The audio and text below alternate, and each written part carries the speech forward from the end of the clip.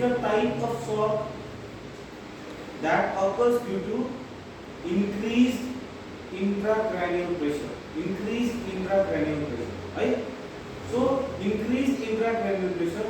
Intracranial pressure भनेको के हो? हाम्रो ब्रेनलाई मेनिन्जेसले कभर गरेको छ. हाम्रो ब्रेनलाई मेनिन्जेसले कभर गरेको छ.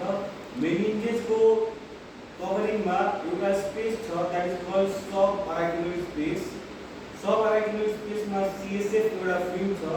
सो जहाँ पनि फ्लुइड बगिरहेको हुन्छ, फ्लुइडको एउटा प्रेसर हुन्छ. फर एक्जाम्पल हाम्रो आर्टरिजहरु भेनहरुमा फ्लुइड बगिरहेको छ, so we have blood pressure.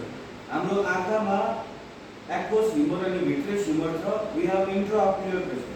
Similarly हाम्रो ब्रेनमा सेरेब्रोस्पाइनल फ्लुइड छ, त्यो फ्लुइडको pressure is known as cerebrospinal